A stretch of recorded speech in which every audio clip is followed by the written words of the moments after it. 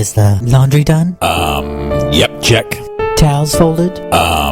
Yep. Shirts pressed? Yep. Groceries bought? Yep. Dinner prepared? Yep. Paramania radio turned on? Well? Uh-oh. Don't let this happen to you. Paramania's here. Join us at paramaniaradio.com.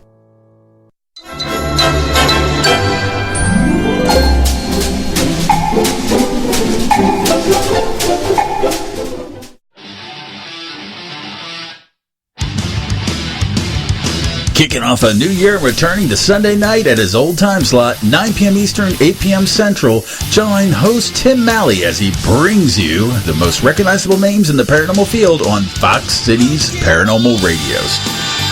What do you see? The cult of personality.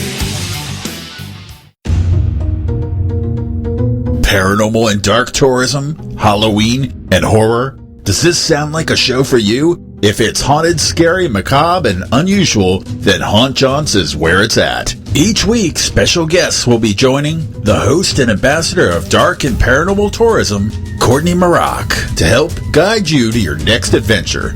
So turn up your speakers and settle in every Tuesday at 8 p.m. Eastern, 5 p.m. Pacific for Haunt Jaunts on Paramania Radio.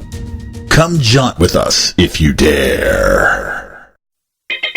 The views expressed and the opinions given by the individual hosts and their guests do not necessarily reflect those of Paramania, its affiliates, or its sponsors.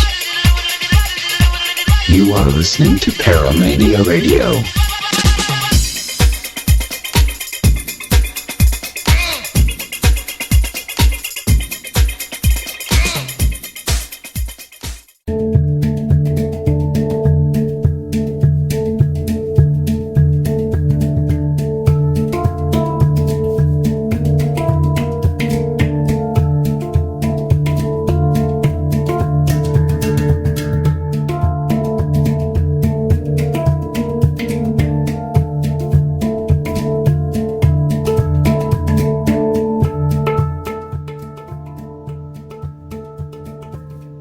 Hi, good morning, good afternoon, good evening, good night, wherever you happen to be in the world. You're listening to Leo Bonomo and Sue Breen on Paramania Radio, and we've got a wonderful guest tonight, Karen Docherty, medium and psychic, and she's connected as I am to the ASSMPI, and she's the Scottish director.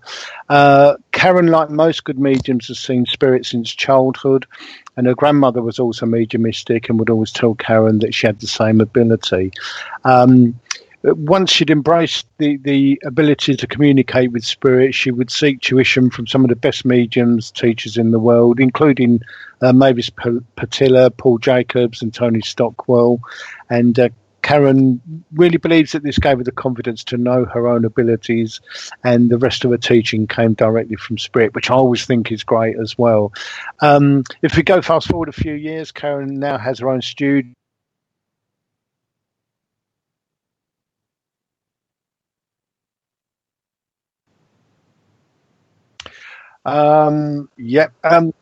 Yeah, I'm back. I'm sorry we had a little technical problem there. Fast forward a few years and Karen now has her own studio in her hometown of Carnoustie, Scotland, where she sees clients daily and facilitates her development workshops and demonstrations. So if you live anywhere near Scotland, you might want to go and see Karen's website, which is www.karendocherty. So that's KarenDocherty.com. She's travelled with all over the UK, and she's also demonstrated with Tony Stockwell, and she has appeared in Take a Break, Fate and Fortune magazine, and she also very interestingly won the Gordon Higginson Memorial. I can't talk now. Gordon Higginson Memorial Scholarship of 2014, and that's quite an achievement in itself. Karen's belief is that bonds of love are never broken and that life continues in the spirit realms, as we all do on the show.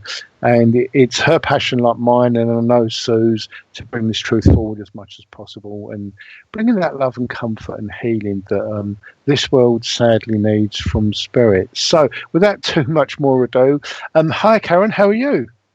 Hi Leo, I'm good, thanks. How are you? I'm very well, thank you. Very well. It's a nice little introduction there.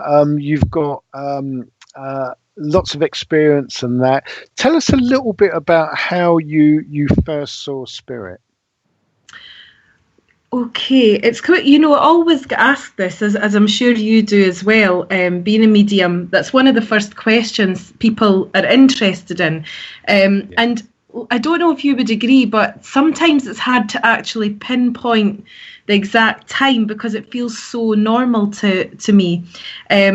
So basically, my grandmother, she was very mediumistic herself, and she used to read tea leaves and talk about the spirit world a lot of the time. So when I was growing up, from a young age, 2, 3, 4, 5, I used to hear her talking about the spirit world, but I never actually realised, I don't think, that it was a separate world from ours, if that makes sense. So I used to just I might see people in her house or people upstairs. I remember seeing a man that used to be in the spare room up the stairs, and I always used to see him, but I used to think that all of us seen him, so it wasn't just me.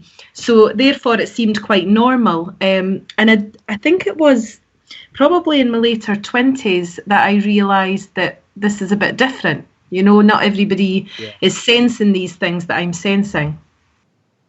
Yeah, I think that's something that's quite common to people, and certainly my experience, first experience really at the age of 2, was exactly the same. That surely everyone can see and sense what was going on, and it does come as a little bit of a shock, doesn't it, after a while, to think, because for myself, I suddenly thought maybe this isn't normal, and that's the worrying thing, isn't it? Yeah. You've grown up with it and you think, oh dear.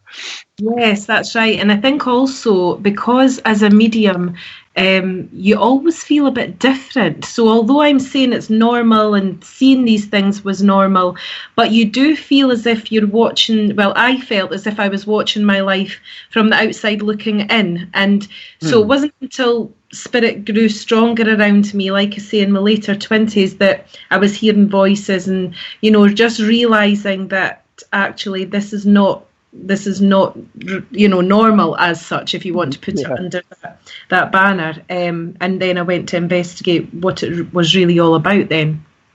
Yeah, I think, Karen, like myself and Sue, what do you think? When I got here, I never really wanted to be here. I knew I'd come from somewhere else and I wasn't very happy. Well, I was always one of those children, if you like. I was a bit of a loner, to be honest. I just felt as if there was something that wasn't quite right. Let's put it that way, and then from a very, very early age, like yourself, I was like in the cot. I remember seeing, my first spirit person coming towards me, and my parents, they didn't sort of, it's one of those things where, she's talking to somebody again, an invisible friend, that type of thing. But yeah, I think as time went on and certain things were happening, and seeing certain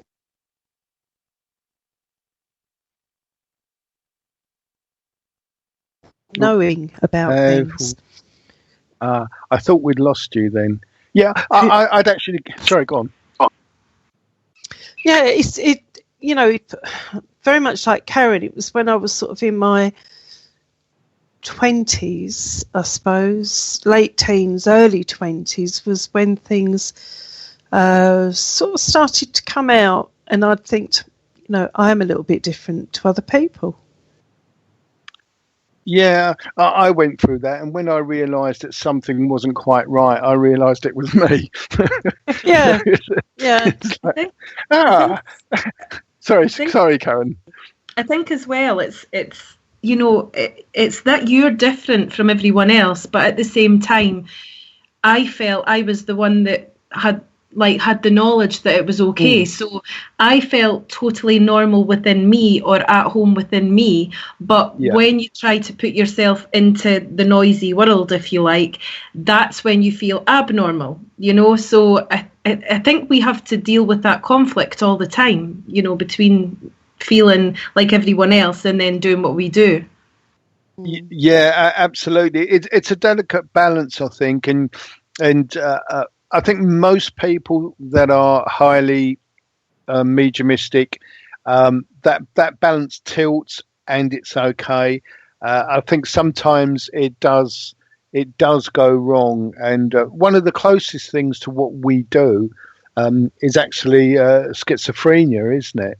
And I think it's a fine balance where we don't quite know what's going on, and if we follow the unlucky path, we get diagnosed as being strange, which kind of confirms our feeling that we are different. And I don't know whether that compounds it or not, but yeah.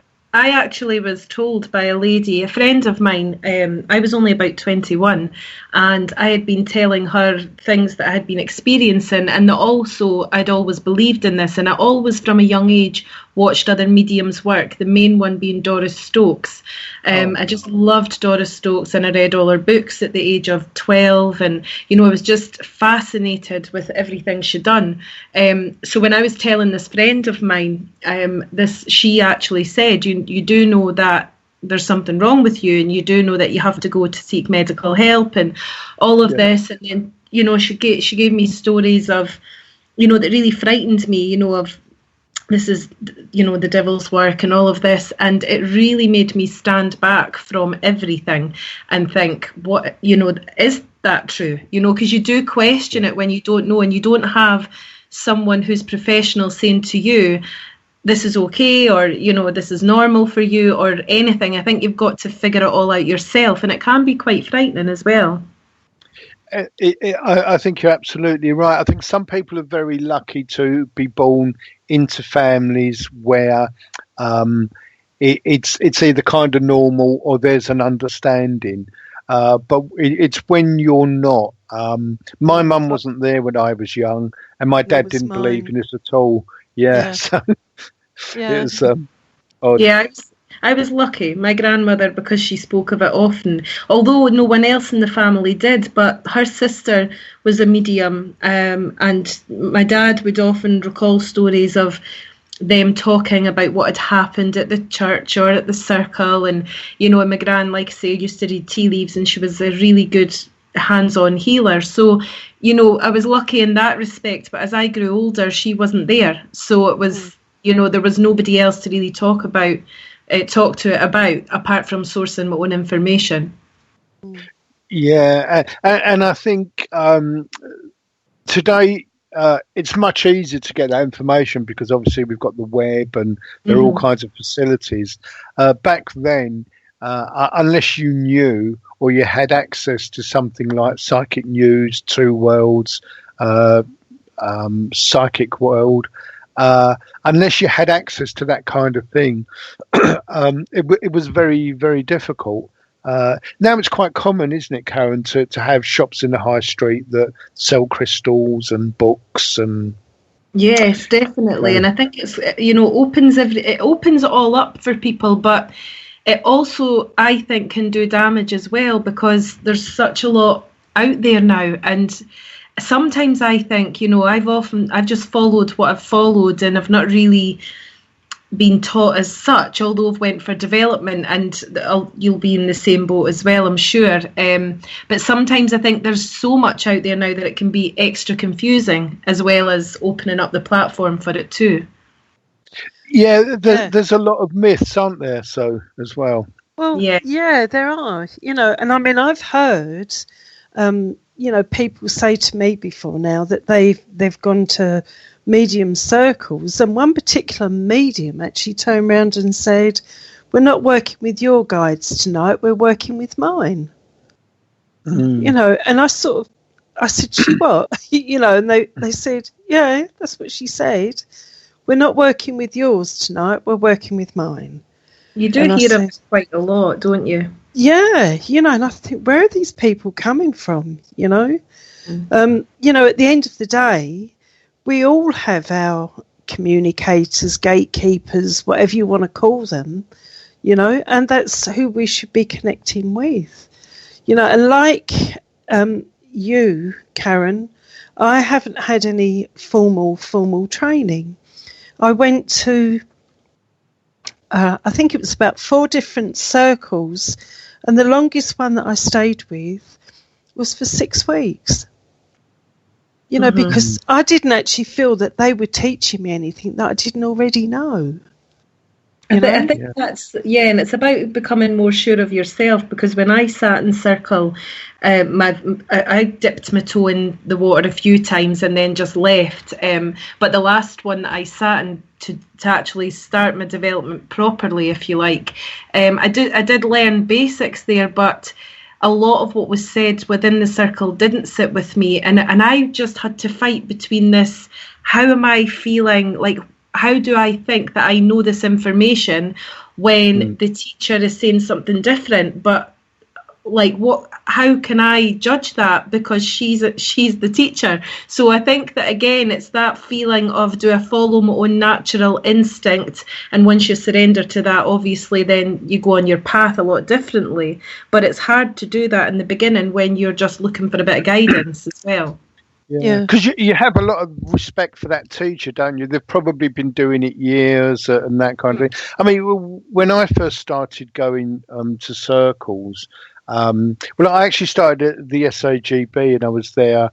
I think I would call that my formal training for about 8 years, and then I started sitting in other circles just to get experiences, and there were so many myths around.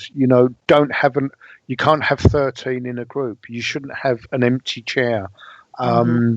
Ridiculous things with people.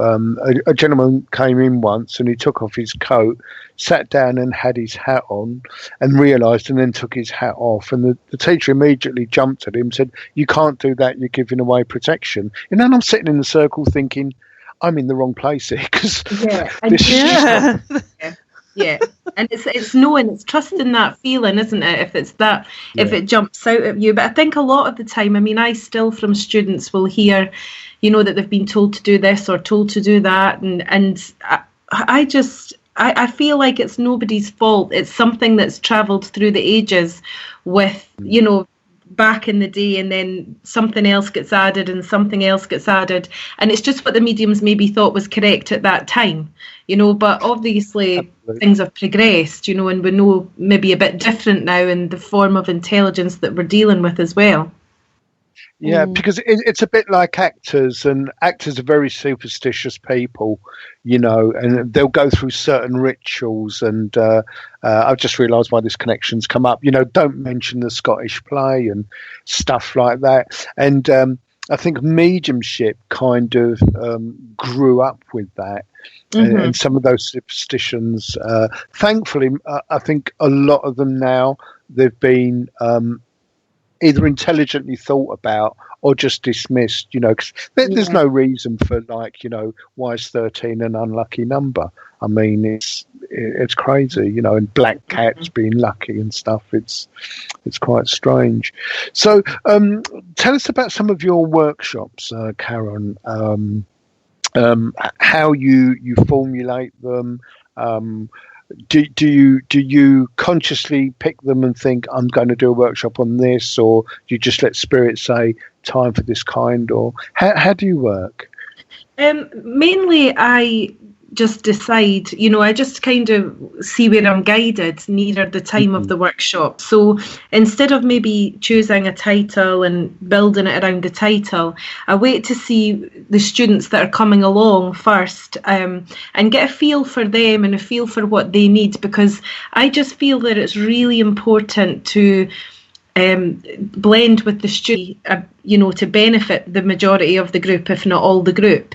Because, sometimes I'll get mixed classes as well, and that can be a bit difficult too, but separating them, sometimes I'll do, say, there's maybe 6 people in the class that want to do demonstrating and 5 people that don't. And it's about separating them into their little groups and, trying to talk to them each about the aspect of the work that they think they're looking at. But I think a lot of the time I go on intuition, a lot of the time I will just wait to see how I feel, which to me just seems more natural, because again, I did a few teaching qualifications and within spiritualism, and the way we were, having to look at things, I thought that's not going to work for me, and everyone is so, and everyone is so individual. And sometimes I feel like, Karen, come on, can you not just fit yourself in that box for a little bit of time?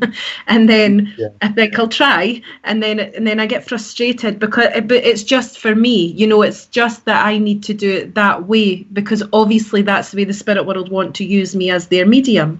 And every medium, is different to that. Mm. Yeah, I think it's absolutely right. And I've been teaching on and off for about 25 years, and I know that Sue's been teaching for a long time as well. And I think that is the best way. You let spirit take over. They know what they're doing. I never plan circle unless spirits say, next week we're going to do flower reading or something like that. So I just kind of turn up and they go, right, this is what we're going to do, and it flows from there. And how many times do you think you've got a subject in your head, and then you get there, and before you know it, someone in the group asks a question or some subject comes up, and then before you know it, you're off on a tangent about something else. So it always comes from somewhere else. It comes from spirit. Yeah, I never know what I'm going to do. I never know what I'm going to do. I always wait for everybody to come in and then ask them to step forward. Yeah, absolutely. A couple of times that's kind of happened to me, Karen, where I've been thinking all day, right, I'm obviously being given this by spirit, and I've gone to open up and the mind's gone completely blank, and it's like, okay, and there's an embarrassing silence for about a minute, and then it's like, right, we're doing this. Where I think spirits just changed their mind and thought, as you say, seen the mix of the group and thought, right, we're going to do that. And it's when I think back, I came into the movement, after Gordon Higginson had passed. And Gordon, for whatever reason, you mentioned the scholarship earlier, but for whatever reason, Gordon was always, I don't know how I came across Gordon, because I didn't know anything about the movement really. I knew what mediums were, but I didn't really know about the spiritualist movement. I didn't know about any organisations, so I don't really know how I came across Gordon, but I did. And when I watched him work, on the YouTube videos and things, I was just absolutely, like I'm sure everyone is, just blew my mind the way that he worked. And I remember hearing somewhere that when he was teaching at the college, that's what he did. He would just turn up, see what was going on, see who was in the room, and then leave it to spirit. And I think, it's getting those confirmations for me. That's the way that I've worked all the way along. So instead of looking for someone to say that's the right way or that's the wrong way, it's hearing things like that confirm it for me. I only heard that maybe 2 or 3 years ago, and then it made sense to me, because I thought, oh, that's the way I work. So again, it's another confirmation of maybe somebody you're inspired by as well. Absolutely. The way that I look at it is, I learn something every day, and mostly what I learn is I don't really know anything, and so I do trust the spirit. I would say 90% of what I do is channeled. I'm just not that clever. It's much easier to hand it over. And, of course, we get the blame if it does go wrong, not that it does. But it's much easier just to hand it over to spirit, and they can do all that. So do you hold workshops regularly, Karen? Yes, I do them once a month at the moment at my studio in Carnoustie here in Scotland. But I do a circle as well, just really as and when. It's maybe usually once a month, once every 5 weeks. So I love my studio for that purpose because, as again, I'm sure a lot of people will start out. When you start out as a medium, I used to go to people's houses and do readings and, to maybe little events or churches to demonstrate and things. And I decided maybe 4 years ago, I have to get my own studio. Again, I say I decided, but I feel it was taken out of my hands. It was something that happened. And from there on, it's just been so busy, and I've been so lucky because I have, a good few regular students that come as well as new ones. So it's always a pleasure to meet the students that come, and there's always people that ask the questions. You often find, at demonstrations that people will come up at the end and say, I've seen that you teach, where can I come? Because again, unless you're in the movement and know about churches and know about circles, people are just coming off the street and not knowing who to ask. And that's why education for me is a massive deal. Education about the spirit and how we work as mediums. And I just feel so passionate about that side of things, obviously, as well as communication and doing my demonstrations, which is another huge passion. But education, I think, definitely needs to be out there. So workshops, I think, are a vital part of that as well. Yeah, I think you're absolutely right. It is getting people educated, and I think as people are more open to it now, and they realise, there's a lot more to it, and information is easy to get a hold of, and what's happening and where. It's a very, very important, vital part of it. We're just about to run into a break, so. We've got about a minute to go. So afterwards, Karen, we'll talk about how did you find your very first demonstration? So we'll lead with that question after the break, and we're going to be back right after this.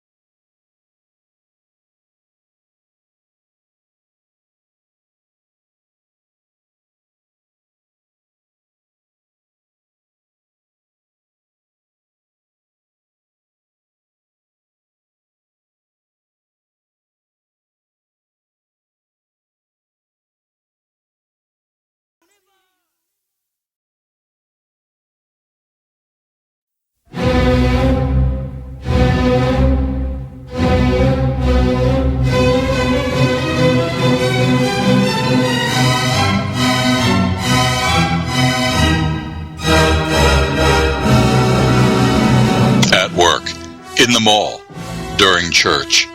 Do you have trouble keeping your pants on? Do you crave that glorious feeling of escaping the confines of leg tubes and butt barricades? There is a place you can go. Welcome to the No Pants Zone, the first Friday night of every month at 9 o'clock Eastern Time, only on Paramania Radio. The No Pants Zone. Freedom, oh sweet freedom. If you would like to be kept up to date on upcoming show information and events here on Paramania Radio, then please take the time to click on the like button above the chat room to like our Facebook page. And click on follow to follow us on Twitter. Thank you for listening to Paramania Radio. You are listening to Paramania Radio.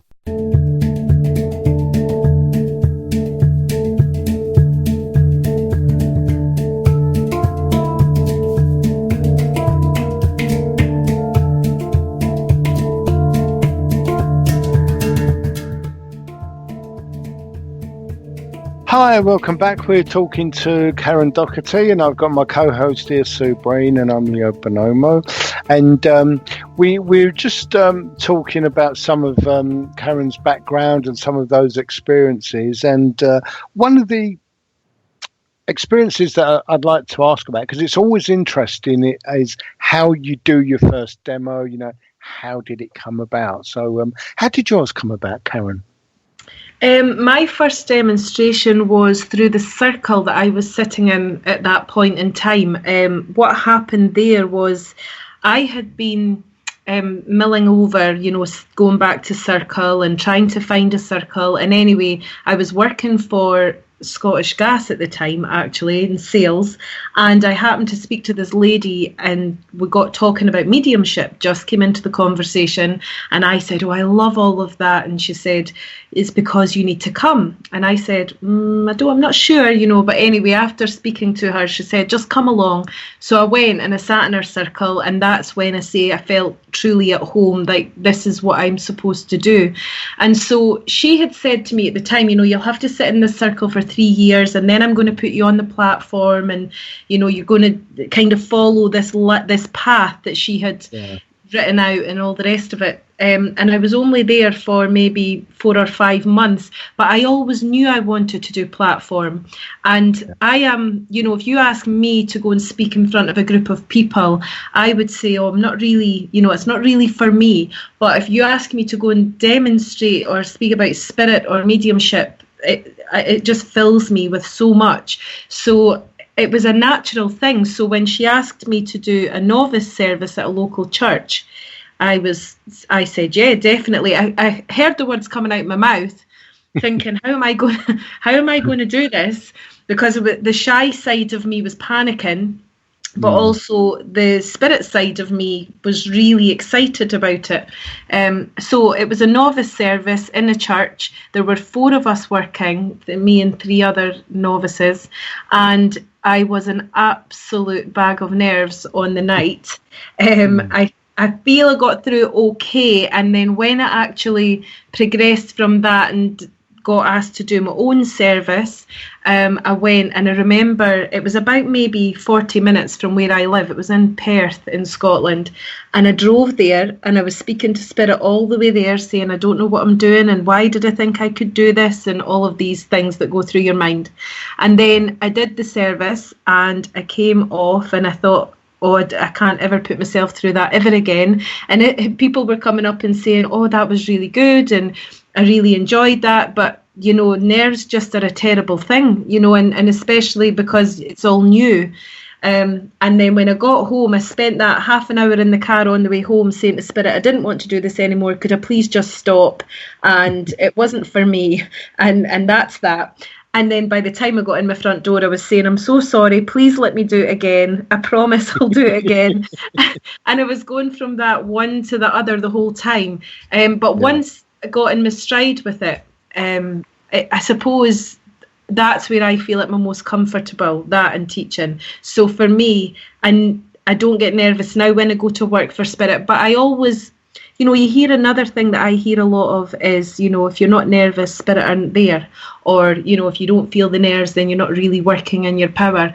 And that again, is a rule that I don't think applies to everyone, because everyone feels their nerves in a different way and uses them in a different way. Absolutely. There are many famous actors. I think Tom Cruise is one, and they are extremely sick before they go on. And I think that it's the adrenaline that does that. And if you're the kind of person where a bit of adrenaline helps that connection with spirit, then that will happen. So I don't see it as a bad thing. Personally, I never get nervous, but that's just me. So I think I'm either blessed with it, or perhaps it's cursed with ignorance. I'm not sure which it is. I think you get used to you, like you have to embrace you as well, as the person and how you are too, because it's two sides of the same coin. And I think this is where people a lot of the time get mixed up, and they think it's all got to be this or it's got to be that. And I think if you know your own personality and you know how you are as a person and how you can react to certain situations, I think that helps too, because over the years I've learned now a lot of the time before I go to demonstrate, I go very, very passive.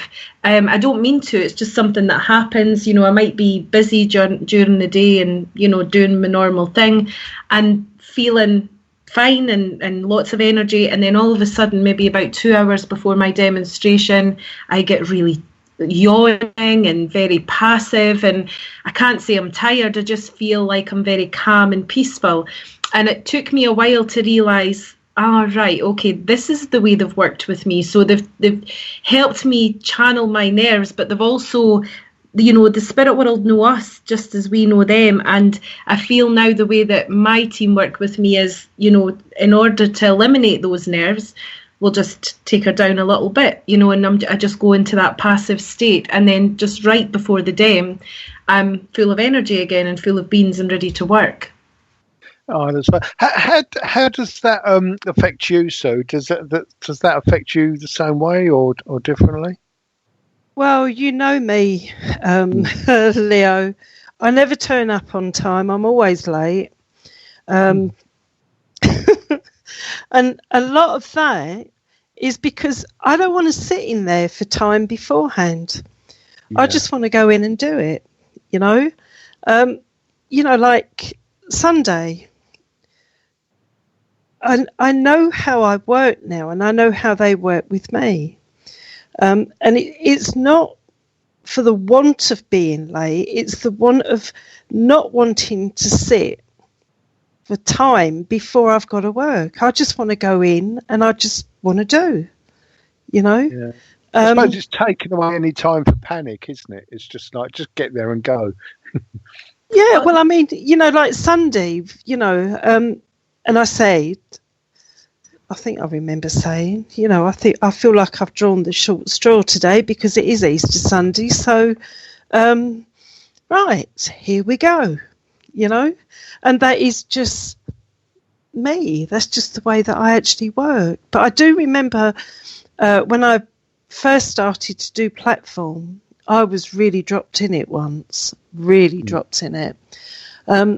It was a charity evening, and a friend of mine put this charity evening on. She knew that I was a medium. I hadn't done an awful lot of demonstrations, but she asked me if I would do this particular one, my friend being Amanda, who you know. And this guy that was working, he insisted that he wanted to work with me. And there was 3 of us there. And he went out and said, right, I'm coming to you. And I've got this man. And he was saying some really obscure things, like this man used to drop his trousers. And this lady was sitting there horrified looking at him saying, I don't know what you're talking about. I don't know anyone like that. Yeah, you do. And then he went to somebody else and he was saying something like that to them as well. And she said, no, I'm sorry, I don't understand. I can't take that. And he just threw the microphone down and said, right, it's all down to you now then, and sat down. I mean, it's a terrible way. It's a terrible thing to happen, isn't it, Karen? But I think sometimes spirit, they'll take hold of the situation, and I think to prove to him, especially, that you can't work that way and get him out of the way. It's not actually a bad thing, is it? No, and I think that you do, like I said before, and as we know as mediums, there's such an intelligence of spirit, and I just think sometimes you'll hear things, you'll see things of maybe the way other people work that maybe don't always resonate within you, and it's not easy to sit in that as well.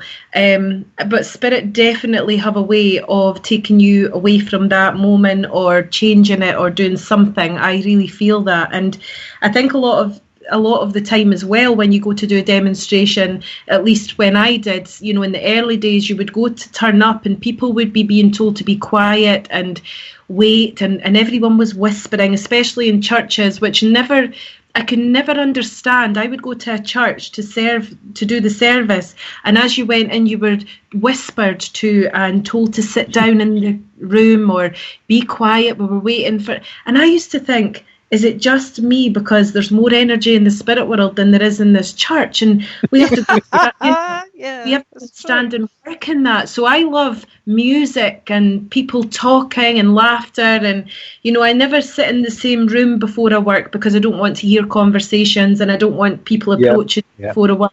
But I like to walk into a nice busy room because that's the way it feels when I work with spirit. So when I change my awareness to the spirit world, that's how busy it feels to me there. So I really like to tell people, you don't have to be passive and you don't have to sing songs that are very slow. And I just like to busy up a little bit.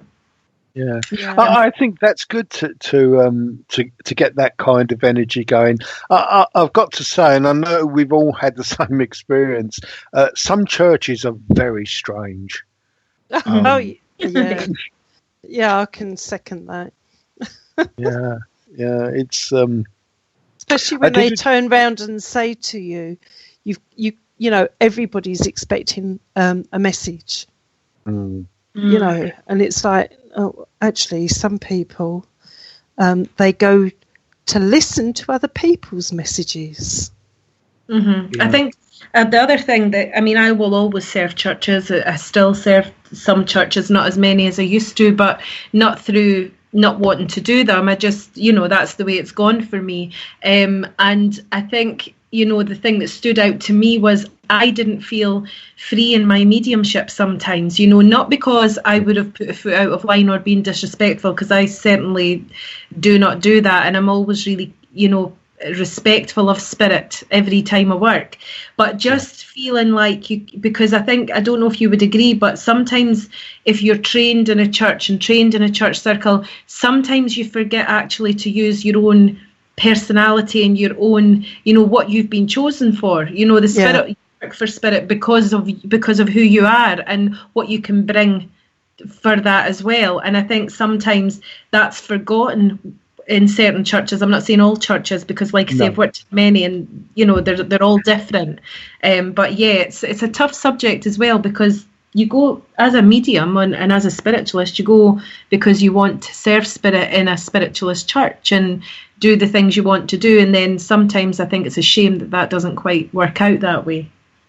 Yeah, it's happened to me a number of times where I've walked into a church and the committee's had a row, and the chairperson's really been aggravated, and they come up and you can just feel this wall of ice that's there, and they come up and shake your hand, say, have a really good evening, and you think, oh, well, this is a great start, because the atmosphere, no pun intended, is completely dead. It's sterile. There's just a wall there.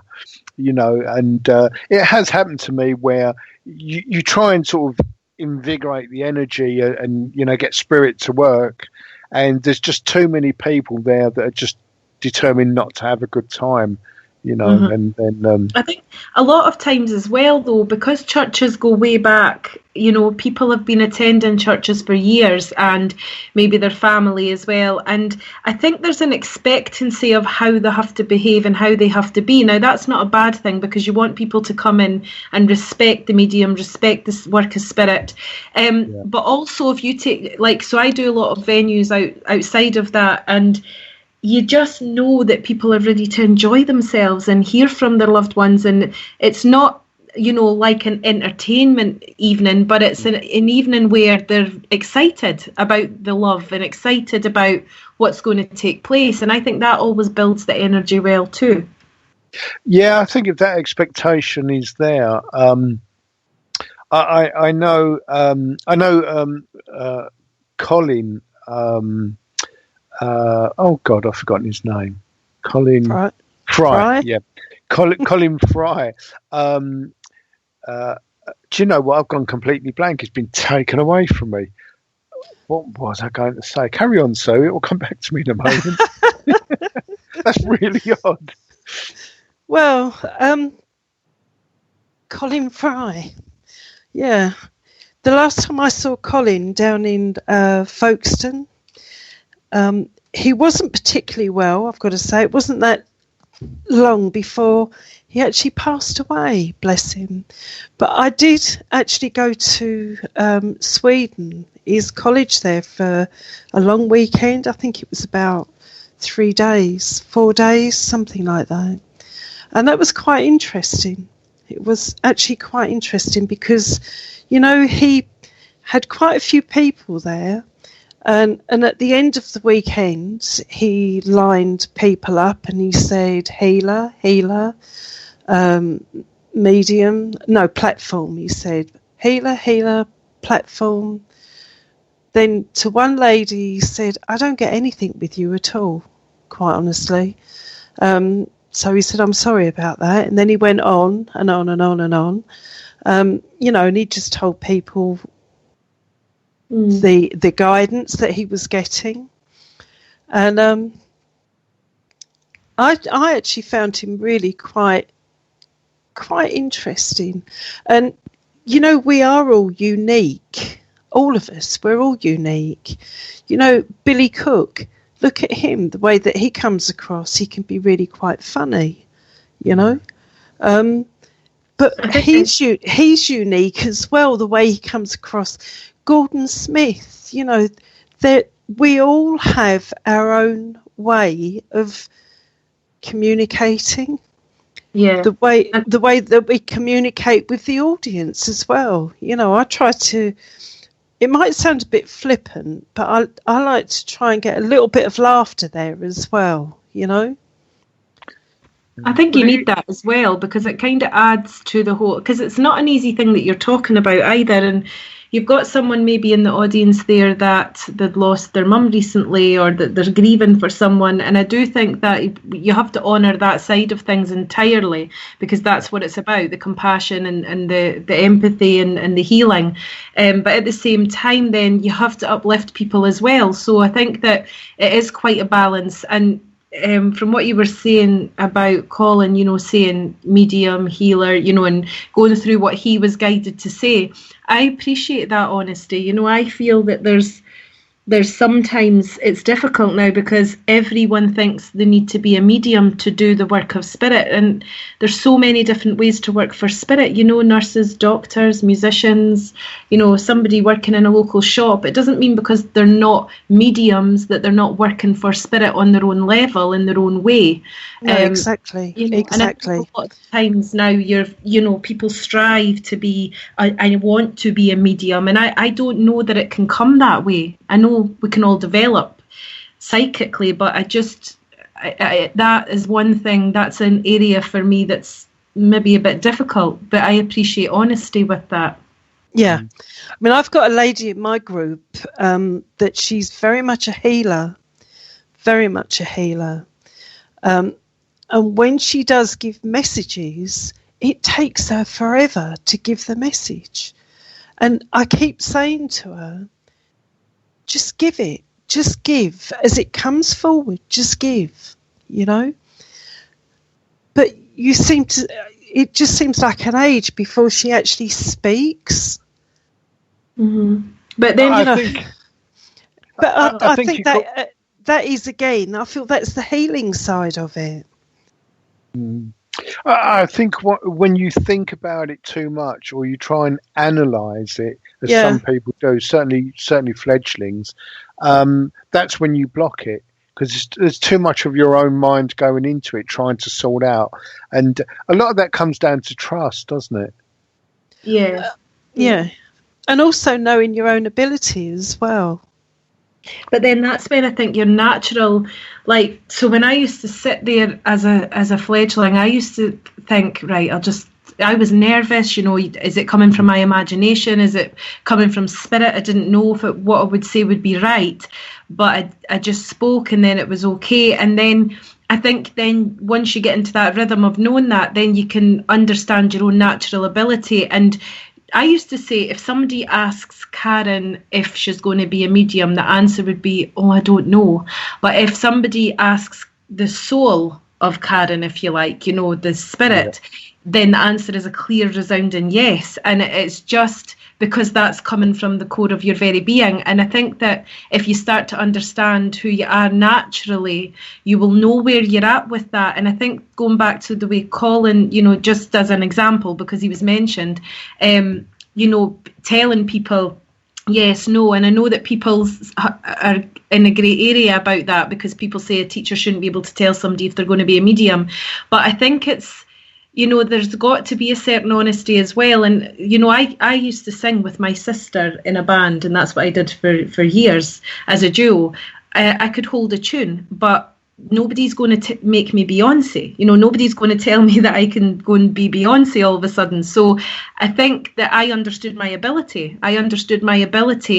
Was that at that time. That's not to say it might not change, but that's where it was naturally with me. And I think mediumship can be the same. I think some people are meant to go out and communicate and do the work and do platform or healing, and other people maybe are meant to do something else with it as well. Yeah, I find it interesting that you've mentioned, artists and musicians and that, because again, a lot of that is intuitive. You listen to people and you just know they're mediumistic. Hugely. Yeah, as everyone knows, I've got an affinity with Jimi Hendrix, and as soon as I heard his music, and this was shortly after he passed away, it was 72, I think, when I first heard him, and I realised he was a medium straight away, just what was coming through. And I think it is important that we don't always choose our gifts, but we're given our gifts, and we should make the best of them. And I think a good teacher does that, shows them their choices and where their strengths are, and they make that decision. I had someone in my class for about 6 months, and he was actually showing signs of being a good medium. And often he would say, I want to be a healer. I want to be a healer. And I would say, well, go try. You have to kind of get that out of your system, because I didn't think he was a natural healer. It's something he wanted to do. He just got it in his head. And after about 6 months, he kind of left the group. And to be honest, I don't know what happened to him, but he had such promise, but he was trying to derail himself, I felt. And it's... Again, it's, I suppose, knowing where you sit naturally. It's not an easy thing to know, and it's not an easy thing to discover, and it takes a lot of soul searching to find yourself, really, before you find your mediumship. Yeah, absolutely. I think developing to become a medium is a journey of self-discovery that can be painful, can be very revealing, and I think as well that they say we need to love ourselves, warts and all, and it's a very, very hard thing to do. And I think that sometimes shows through with the mediumship. We start to discover ways of working, and we think, I don't want to do it that way, I want to do it this way. And it is a journey of self-discovery, stripping away layers, I think. But Don't you So, think? Sorry, Lovey. Don't you think as well that I've been in the middle of a demonstration, and all of a sudden, Spirit have decided to give me, a message in a totally different way, and I'm like, okay, now I've got to figure this out, standing, on my 2 feet in front of all of these people. But it does work round. This evening I was doing a reading, and I knew when this lady came in, she wanted somebody specific to come forward. And she did.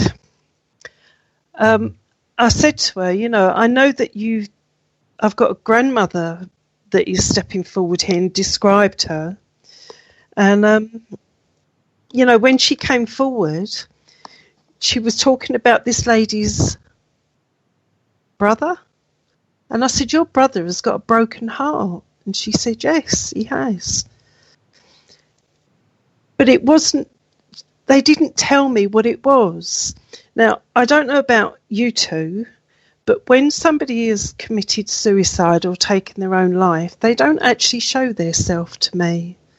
I feel them, feel their energy, but they don't show their self to me. And I said, I feel like I've got a very young lady that is standing next to me.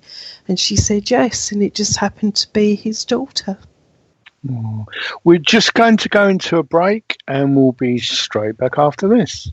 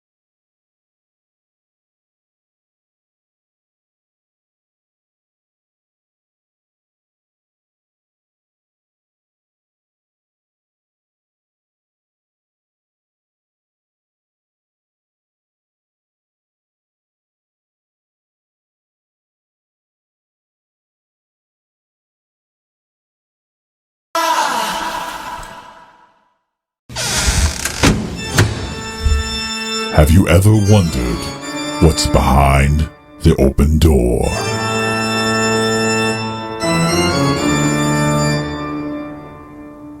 Then tune in with hosts Maggie Renee and Jody Nettles every Wednesday at 8 p.m. Eastern, 5 p.m. Pacific.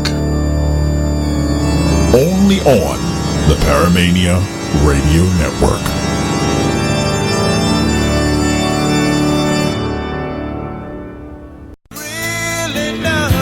You know, Brock, I'm a little bummed since Tech Time ended.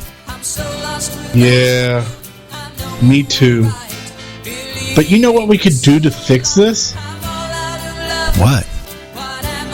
A new show. A new show? About what? About all things paranormal. Not just technology, but everything. Brilliant. What would we call it? Paratime with Brock and Doc. Cool. And it could air on Sundays at 10 p.m. Eastern, 7 p.m. Pacific? Only on the Paramania Radio Network. Awesome.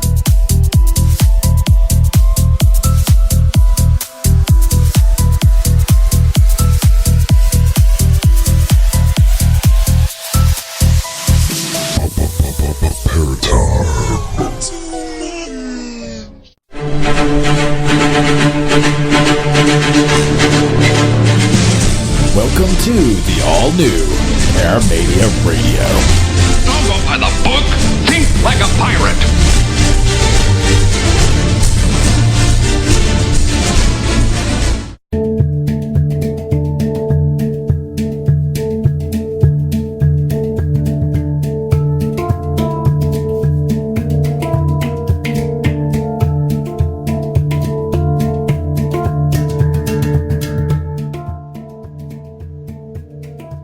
Hi, welcome back. You're listening to Sue Breen, Leo Bonomo, and the lovely Karen Docherty, medium and psychic. And if you want to get in touch with Karen, it's www.karendocherty.com, and it's KarenDocherty. And Karen is Scottish manager for the ISS-MPI, and if you're wondering, it stands for the American Society for Standards in Mediumship and Psychical Investigation.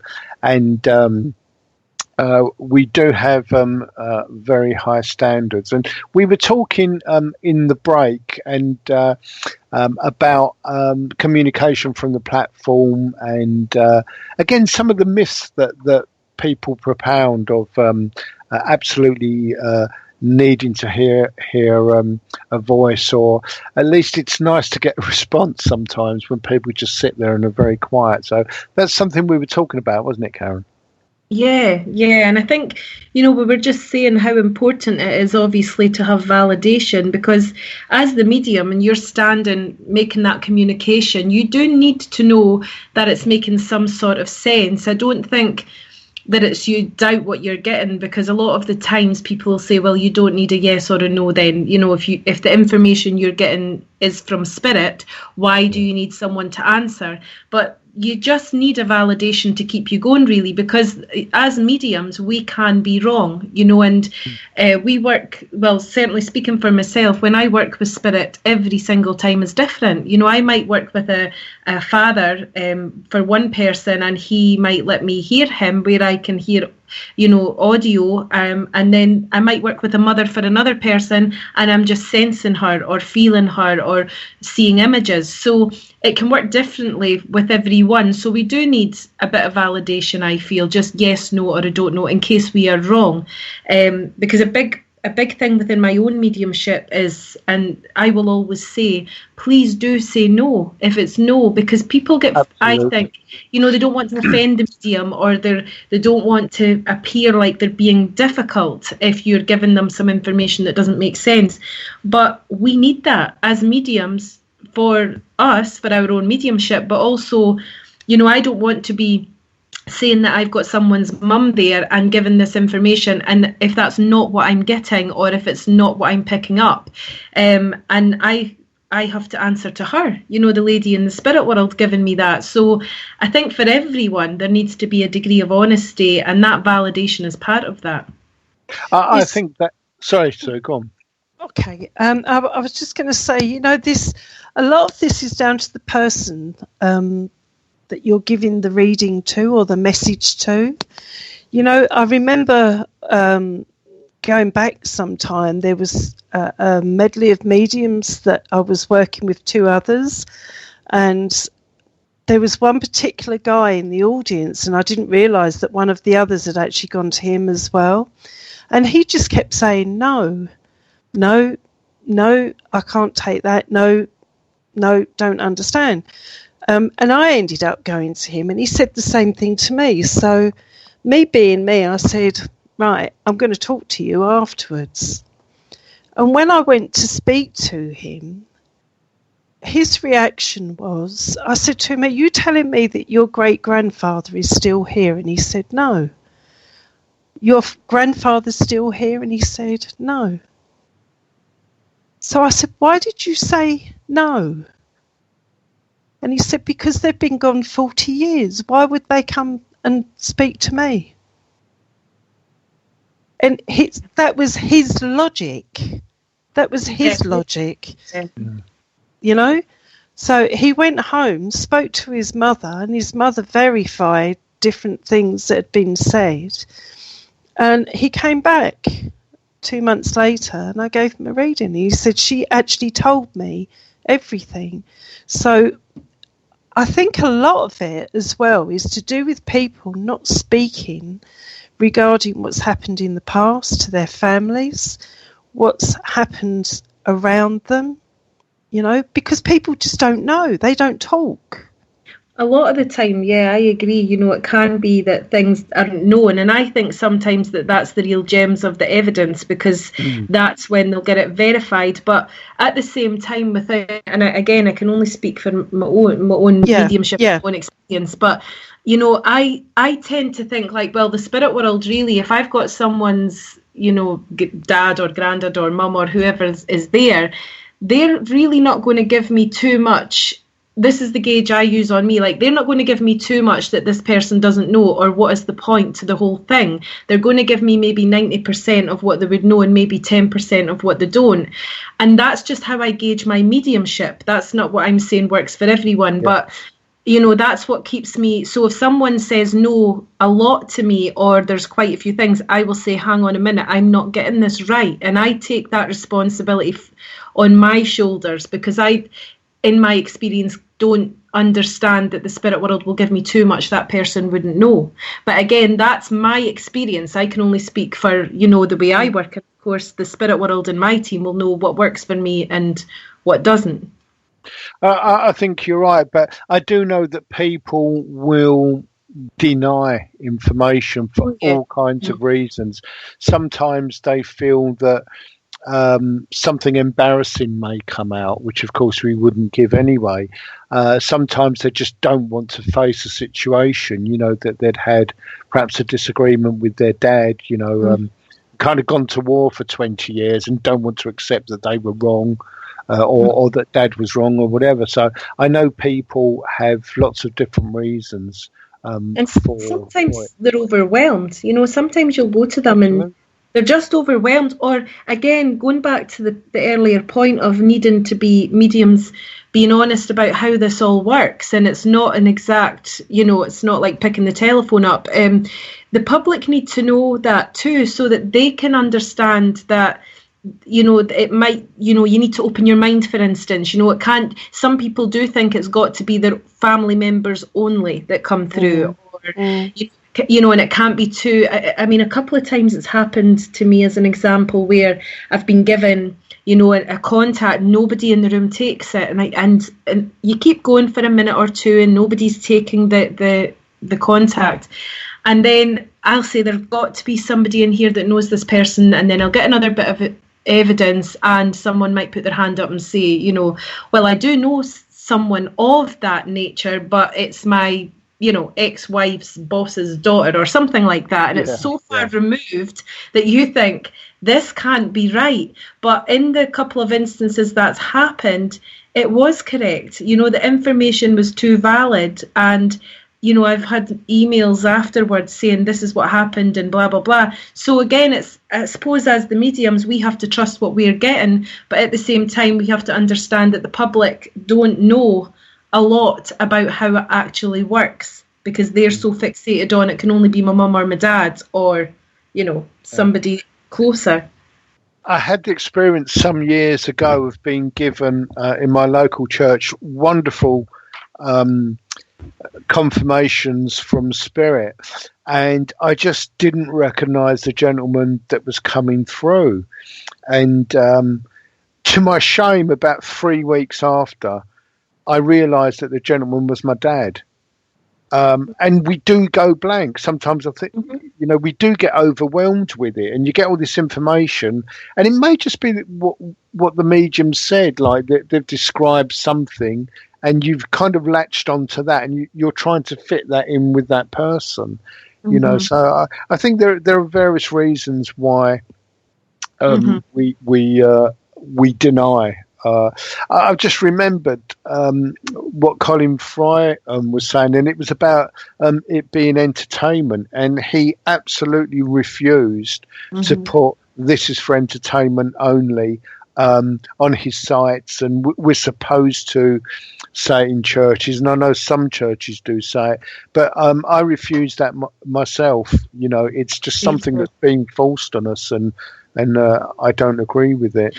I think a lot of the local councils require it, because I was due to do a demonstration with two medium friends in Manchester, and we'd done the posters and the promotional things, and we were contacted by the council to say that because that wasn't on it, it was for entertainment purposes, that we weren't allowed to go ahead in their council buildings, and so we cancelled, because it just then didn't feel right to me. I thought, I don't want to say it's for entertainment. I'll never agree that it's for entertainment, Absolutely. I know at the SAGB, they used to have a sign up, and basically what it said, it was a disclaimer, but basically what it said was that every sitting's an experiment. And I much prefer that. Me too. Yeah, I think that again is being honest and fair. It's to protect the medium, because it is an experiment and we can't guarantee anything at any time. But it's also an honesty that we're just trying our best as well, and you can't promise things. Absolutely. I know it's happened to Gordon Smith. I know it's happened to John Edwards as well, and John Edwards was on a radio program in the States, and he was doing a couple of readings, and this woman came on, and the power just dropped, and he said, "I'm sorry, it's just gone, and I can't give you a message." And the thing that was most impressive was the interviewer was a skeptic, and he said that he was really, really impressed by that, because he says, you could have bluffed it, you could have said this, you could have said that. And John Edwards, again, very honest, said, well, that's not what we do, And the interviewer was really impressed, because he thought, well, if it is all fake, then you just fake it. And it was a big viewers. I think John Edwards said there was something like 20 million listeners. And he just said, sorry, it's gone. That's it. We were talking, Karen, as well, weren't we, about, you wanted to talk about the difference between medium and psychics, because that's something, I know some mediums are confused about that. Why? I've no idea. It comes down to training, I think, but the public certainly are, aren't they?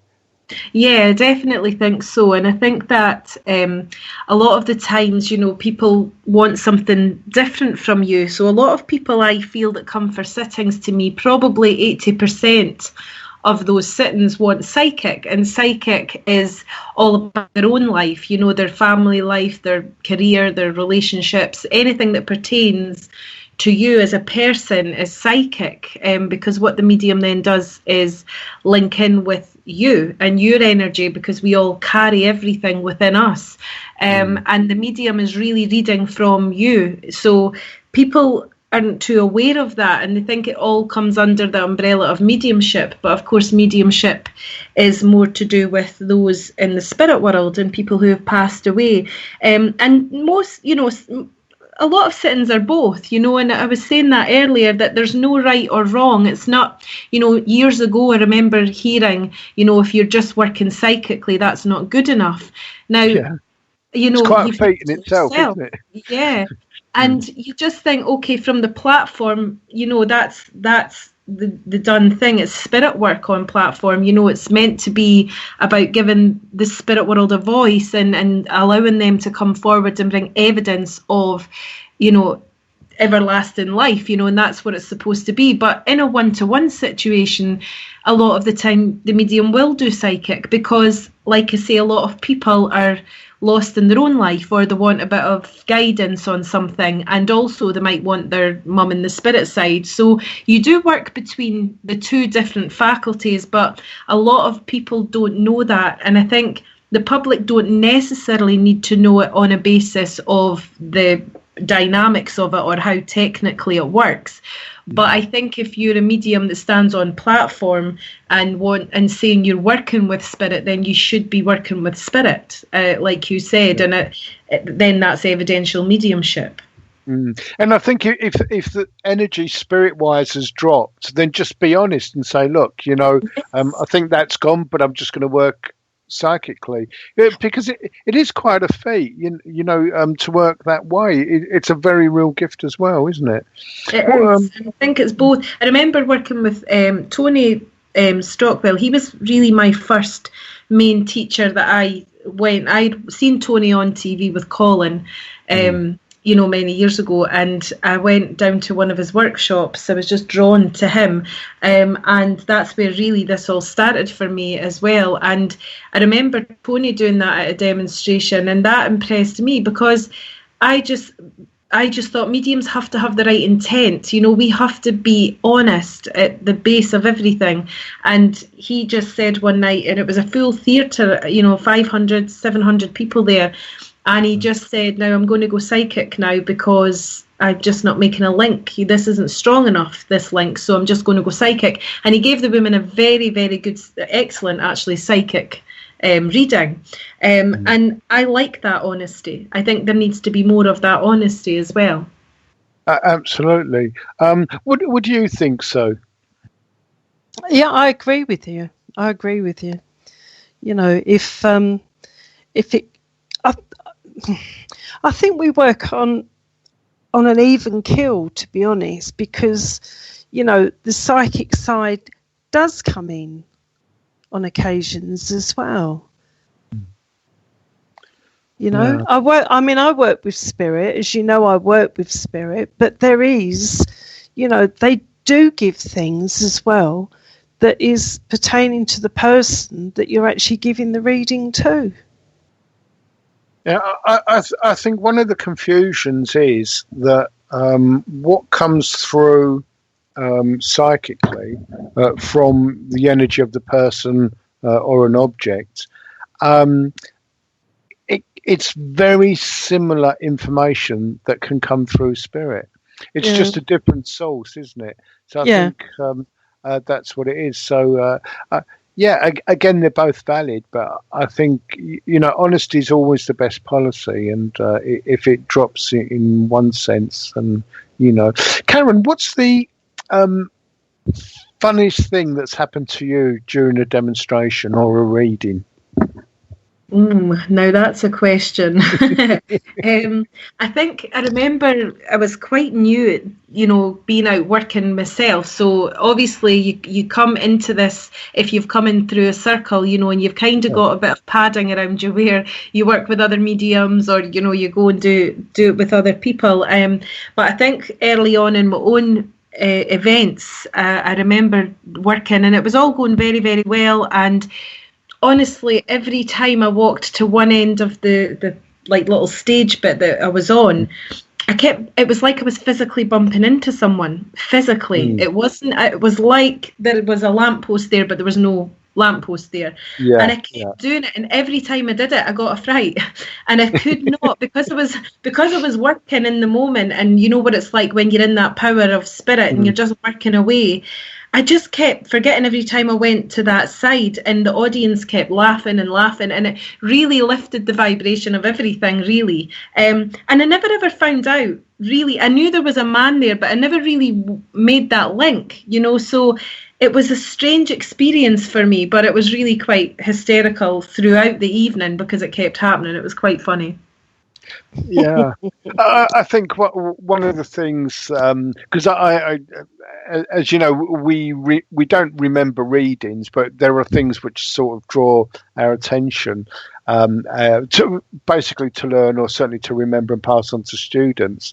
And I had given a reading to this lady from the platform, and then when I went down and had a cup of tea and mix, because I like to do that, you know, and she came up to me and she said, I didn't realise you had a limp, because as I was walking along the platform, you know, I was limping, and I said, I haven't. And I had one of those moments where I thought, have I strained my ankle? Have I got a limp?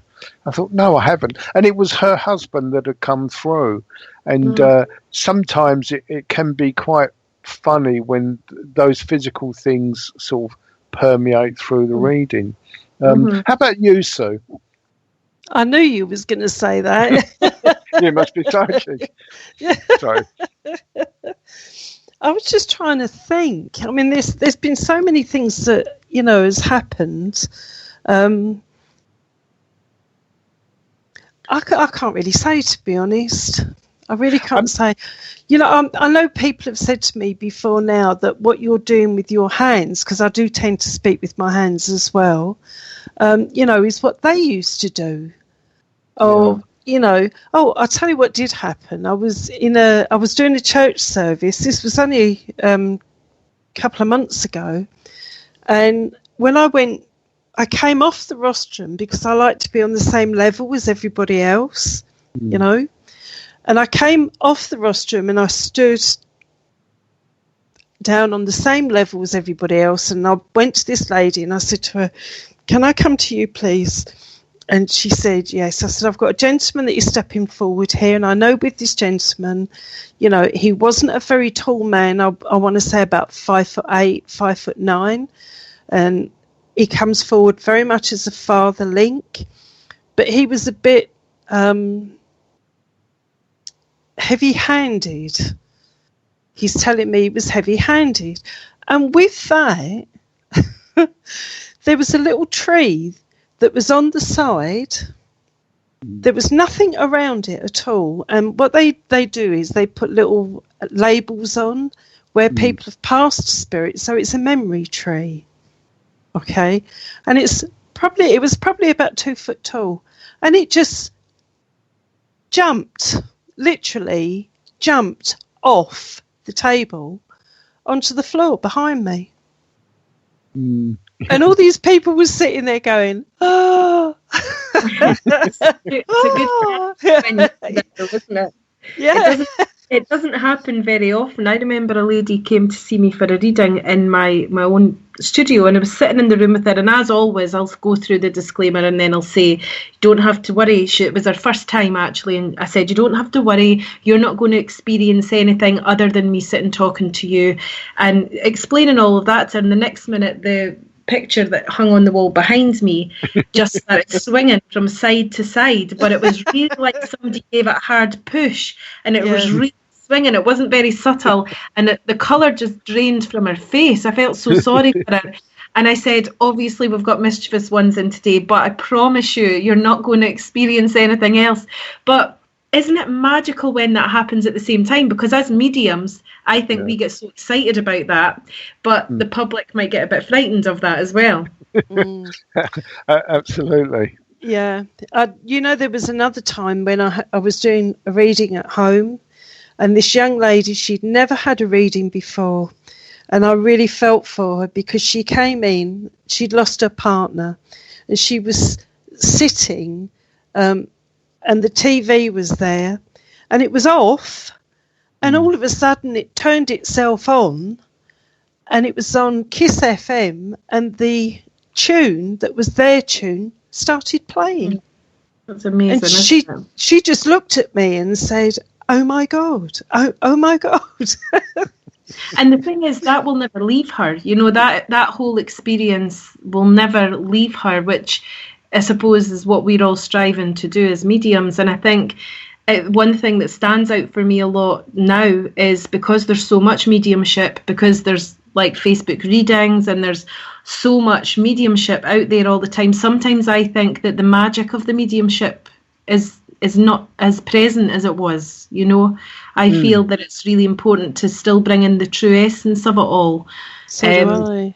Yeah, but sometimes it's missed. You know, sometimes I'm not saying all the time, but sometimes I just feel because we're overwhelmed with a lot of the, you know, social media and all readings and everything. Sometimes I just think it takes away the essence of it and feeling that essence. Yeah, I think you're right. We're just going to go into a break, and we'll be straight back with Sue Breen and Karen Docherty right after this.